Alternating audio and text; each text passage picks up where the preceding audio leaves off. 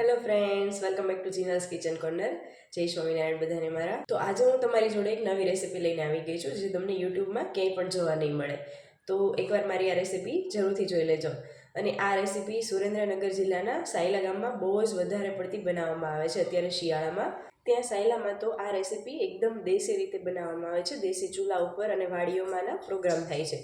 તો તમે એકવાર આ રેસીપી ઘરે જરૂરથી બનાવજો અને મને કમેન્ટ કરીને જરૂરથી કહેજો. જો તમને મારો વિડીયો પસંદ આવ્યો હોય તો પ્લીઝ મારા વિડીયોને લાઇક અને શેર કરી દો અને મારી ચેનલને સબસ્ક્રાઈબ કરી દો.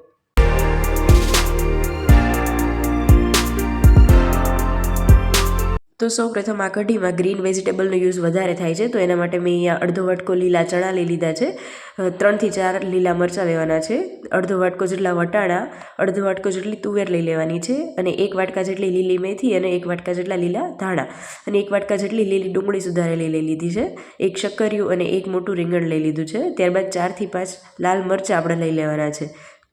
તો આ બધી વસ્તુને આપણે પહેલાં બાફી લેવાની છે. મેથી એક બાફવામાં નથી નાખવાની.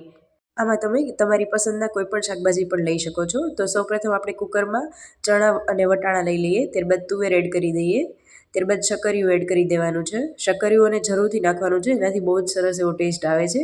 ત્યારબાદ રીંગણ અને મરચાં એડ કરી દેવાના છે. ત્યારબાદ ડુંગળી એડ કરી દઈએ અને 1 ચમચી જેટલું મીઠું એડ કરી દેવાનું છે. ત્યારબાદ 1 થી 1.5 ગ્લાસ જેટલું પાણી એડ કરી દેવાનું છે અને એને આપણે 3 થી 4 સીટી કરીને બાફી લેવાનું છે. તમે જોઈ શકો છો એકદમ સારી રીતે બફાઈ જવું જોઈએ. ત્યારબાદ મેશરની મદદથી એને મેશ કરી લેવાનું છે. એકદમ ગ્રેવી જેવું બધું આપણું વેજીટેબલ્સ થઈ જવું જોઈએ. આ કઢીમાં કોઈ પણ જાતનો વઘાર કરવામાં નથી આવતો કે એક ટીપું પણ તેલનો યુઝ કરવામાં નથી આવતો. તો તમે જોઈ શકો છો એકદમ સરસ એવી આપણી ગ્રેવી બની ગઈ છે. એને આપણે એક પેનમાં એડ કરી દેવાની છે અને સાથે જ મોળી છાશ લઈ લેવાની છે. અહીંયા મેં અમૂલની 2 થી 2.5 બાટલી જેટલી એડ કરેલી છે. તો તમારી પાસે જો ઘરની એકદમ મોળી છાશ હોય તો તમે એ પણ લઈ શકો છો. અને બિલકુલ ખાટી છાશ ન હોવી જોઈએ, કારણ કે આ કઢીને આપણે બહુ બધી વાર ઉકાળવાની છે. તો જેમ જેમ આપણી કઢી ઉકળશે એમ ખાટી થઈ જશે. તો શરૂઆતમાં એક ઉભરો આવે ત્યાં સુધી એને ધીમા ગેસ પર ઉકળવા દેવાની છે. ત્યારબાદ એક ઉભરો આવી જાય ત્યારબાદ તેમાં મેથી એડ કરી દેવાની છે.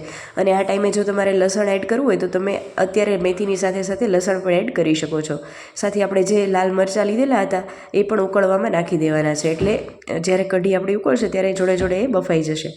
આ મરચાં ખાવામાં ખૂબ જ એવા ટેસ્ટી લાગે છે. તો જો તમને પસંદ હોય તો તમે એડ કરી શકો છો. ત્યારબાદ ખૂબ સારી રીતે ઉકાળવાની છે.